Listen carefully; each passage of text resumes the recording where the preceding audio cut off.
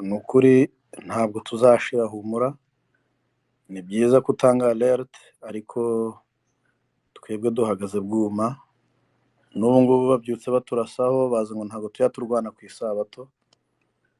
Niko badanganyitse, niko bababwiye, niko bababeshye, ariko koko baraza kubona cyamutema kuni indege yabo, nkeka yuko ntabwo ndabona amakuru yuzuye ko baba batarikomerekeje. Sinzi niba ziri bugaruke. Mfite amafoto hano ateye ubwoba, natinye no gushyira hanze ukuntu barashe mu baturage impinja, bro, impinja buhinja zingana n'abanjye, zabuze ba nyina, ziryamye hafi yabo ziri kurira, izindi amabombe fragamenti z'amakompara y'indege zabikubiseho, bashwanyaguritse mu nda, hashwanyaguritse umugongo wose, amaguru, impinja ntoya zingana n'abanjye. Birababaje, ntabwo umuntu yabona uko abivuga. Hanyuma aba batindi ngo n'abanyemera bakaza bakirirwa, abo biyise abanyemera bakaza bakirirwa bavumvura hano. Mujye muri kodinge neza. Nababwiye ko ntazashyikirana n'inkoramaraso kugeza isi irangiye. Muri inkoramaraso mwarayamennye, nubwo mutafashe umuhoro ngo muteme, ariko mwagiriye inama abo kudutema. Ntaho mutandukaniye. Uwatanze ide ya jenoside n'uwakoze jenoside bose barasa, ndetse ukomeye ni uwatanze ide. Ariko muri isenya nibamara kutumaraho, bibaye ngombwa nubwo bitazaba, ni mwebwe bakurikizaho. Uravuga abo banyemera, ubwoko bw'abanyemera bubaho? Ntabwo baho, n'ingegera z'indindagizi ziri aho. Reka nzikubwira amazina. Ni uwitwa Felix Kajyambere, ni Muhizi Muheto, ni Rutarindagira yo karindagira nyine nk'uko tubizi yarindagiye. Ni umugabo bita Mugiraneza watoboye mu nkambi. Muhi ntabo bakagira itiyo ryabo rero banyuzamo ibyabo.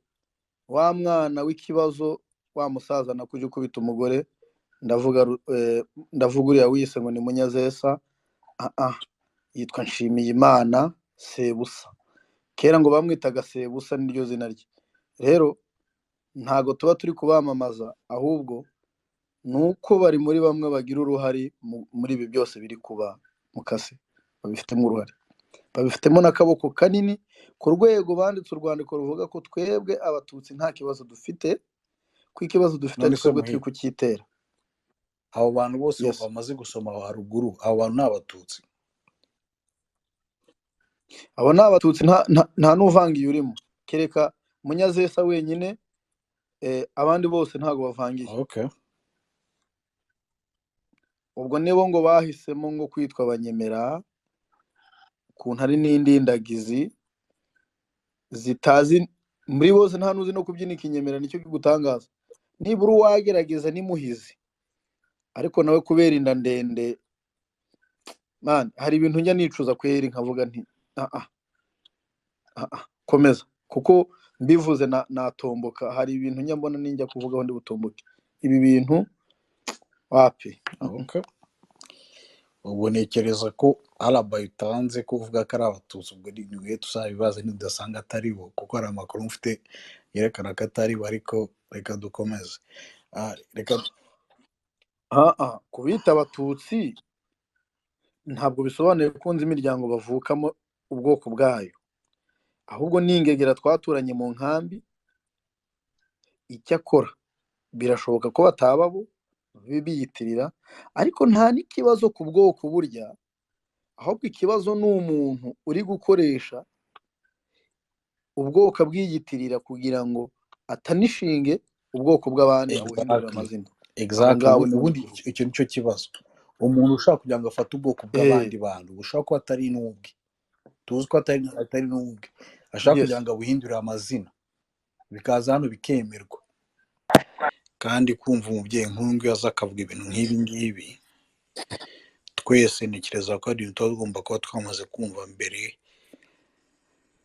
tukaba ari ibintu twagombye kuba twashyize ku mutima. Umuntu wese wumva ko iki kibazo kimureba, ndabizi ko abantu bamaze iminsi bavuga ngo ngiye ngo ndi umunyamurenge, ngo abandi ngo mana yanjye ngo ni abanyabwisha, ngo ni ibiki. Umuntu wese wumva ko ari umututsi mu mutima we, mu mutima wawe, ukaba wumva ko icyo uzira ari ubwoko bwawe bwicwa kubera akarengane, iki nicyo gihe cyo guhaguruka ugafatanya n'abandi, kuba wakwitwa umunyamurenge, kuba wakwitwa umunyabwisha, kuba wakwitwa umunyamasisi, umunyarucu, ibyo ari byo byose. Ikintu abantu bicirwa nuko ari abatutsi, ni uko bafite uburyo basa bo bagaragaramo, akaba ariyo mpamvu bicwa muri kino gihe. Ndagira ngo rino jwi rya bano babyeyi twese turyumve, twumve umubabaro yari afite uyu mubyeyi igihe yavugaga.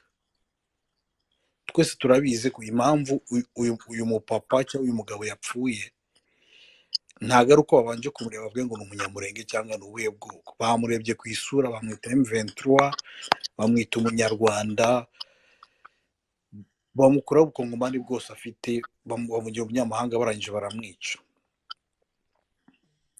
Iki ngiki ni ikintu cyagombye kuba kiduhuriza hamwe, kikaduhereza imbaraga, kikaduhereza ubumwe. Muri iyi minsi nabonye bwabuze, nabonye abantu bamwe bashaka kugira ngo baheze imbaraga ibintu bidutesha agaciro nk'abantu, ibintu bidusubiza inyuma, bikuraho ubumwe bwacu twari dusanzwe dufite guhera kera. Haba umuntu wa Minembwe, umuntu wa Masisi, umuntu wa Rucuru, umuntu wese wo muri Congo, umunyarwanda, umurundi, umuntu wo muri Uganda wumva ururimi tuvuga uyu munsi. Tugomba gufatanyiriza hamwe turwanye aka karengane, kuko aka karengane kamaze kugera ku rwego tutigeze tubona mu myaka yashize. Bigeze ku rwa rwego nk'aho twakwita nka jenoside, abantu bicwa bagatwikirwa, inka zabo zigatemagurwa. Ibi bintu rwose ntekereza ko umuntu uwo ari we wese, yaba uri umunyarwanda, waba uri umurundi, waba uri umuntu wa Uganda, abafumbira, cyangwa n'undi muntu uwo ari we wese, abakongomani, muhaguruke twese dufatanyirize hamwe turwanye aka karengane, kuko nitutakarwanya kazatwara uyu nguyu yapfuye uyu munsi, ejo n'ejo bundi kazakugeraho, kagere ku muntu muziranye, kagere ku wundi muntu wese uri poroshe kuri we. Kandi rero dufatanyirije hamwe twabirwanya, tukaba twashobora kubitsinda. Rero reka mbasabe buri muntu wese nashyiremo imbaraga ze. Gushyiramo imbaraga z'umuntu, ikintu cya mbere umuntu agomba gukora, ntago akarengane nk'aka ngaka gakurwaho no kuvuga ngo ushyigikiye ibintu runaka, ngo wavuze amagambo menshi cyane. Akarengane nk'aka ngaka bisaba ko uhaguruka ukarwana, ni ukurwana, niyo gahunda. Nta na rimwe umuntu, aba bazalendo bamaze kwivanga n'interahamwe. Actually abazalendo ubundi ni interahamwe, kuko n'ubundi ikintu cyiza abazalendo ni interahamwe, nyatura, imbonerakure z'i Burundi, abantu bose bafite icyo twakwita anti-tutsi sentiments. Nta na rimwe uzigera uhura n'uyo muntu wumve ngo arashaka ikintu cy'ineza. Muhi funga akamaki gato, ariko kuba ari kwisubiramo cyane. Murakoze cyane. Ibi bintu mujya mubona abantu benshi dukunda kuvuga ibintu abantu dukunda kwita abantu bita abazalendo. Abazalendo bagizwe n'iki? Bagizwe n'interahamwe, imbonerakure, abantu bose bafite urwango rw'abatutsi, bishyize hamwe kugira ngo bamare abatutsi bo muri Congo. Ariko plan ihari ntabwo ari ukumara abatutsi bo muri Congo gusa. Harimo abatutsi bo muri Congo, ngo bamara kumara abatutsi bo muri Congo bakinjira mu Rwanda, bakamaraho mu Rwanda. Already guverinoma y'u Burundi iri already set kugira ngo izamare abatutsi bo mu Burundi. Niba tudashoboye kwirwanaho uyu munsi, tudashoboye kugira ngo turenge utu tuntu tw'uducogocogo, utuntu turi soft mwumva ngo kubera akarere aturukamo akumva ko atandukanye n'abandi bantu, agashaka kugira ngo yumve ko abarengeje icyo kintu. Nicyo kintu ubundi gituma abantu batwica, bakabona ko dufite intege nkeya. Ni ryari umunyamurenge atigeze aba umututsi? uyu mubyeyi yavugaga abanyamurenge, yavugaga abatutsi, wumvaga ko ni umubyeyi w'umunyamurenge muzima ubizi ko ari umunyamurenge kandi akabizi ko ari umututsi. Ikintu gituma babica ni ukubera fasiyesi yabo y'abatutsi, nubwo ari abanyamurenge ariko ni abatutsi.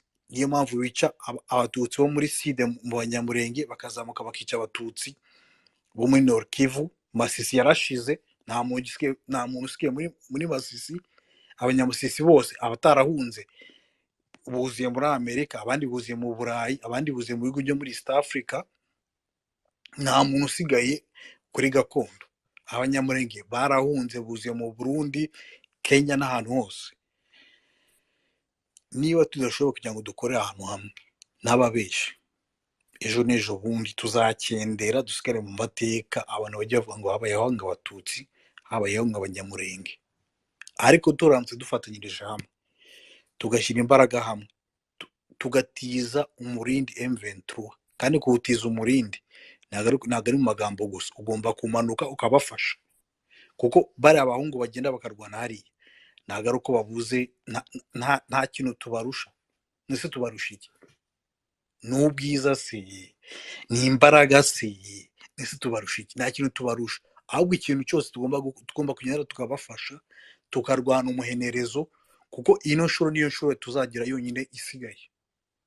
Nidutsindwa ino shuro, singiye kubabeshya, umututsi muri Kongo azibagirana, umunyamurenge muri Kongo azibagirana. ntabwo tuzatsindwa mu Ntabwo isi. twatsindwa, ariko ndi kuvuga kuko hari abantu bamwe mbona bashaka kubigira ibintu nka bashaka kubica nk'amazi, bagashaka kugira ngo bitabareba. Bihorere bazajya muri hell. Ntabwo abo ngabo badufungira inzira na gato. Twebwe turakora ibyo twiyemeje, kandi n'abari kuri tele bari Reka ndangize kino kintu. Turamutse turetse bino bintu tugashaka kwigira ibintu bya ntibindeba, inyoko mututsi yashira muri Kongo. Wakwita umunyamurenge, wakwita umunyabwisha, wakwita bwoko ki, washira muri Kongo. Tugomba rero gufatanyiriza hamwe, tukagira ubumwe, tukaringa ibintu by'uturere, ng'ibintu by'amasegiteri, ngo by'amaprovinsi. Impamvu bakoze Nord na Sud Kivu ni ukugira ngo batandukanye inyoko mututsi, bayishyiremo ibice. Kera bahitaga Le Kivu, Grand Kivu yarimo Nord, Sud na Maniema. Mutekereza ko ari impamvu bashyizemo Nord na Sud? So kugira ngo badutandukanye. Reka mbasabe kugira ngo twese turebera ahantu hamwe, dushyiremo imbaraga, buri muntu wese ukunda amahoro, buri muntu wese wanga akarengane, nicyo gihe cyo kugira ngo afashe umukongomani w'umututsi, umunyamurenge.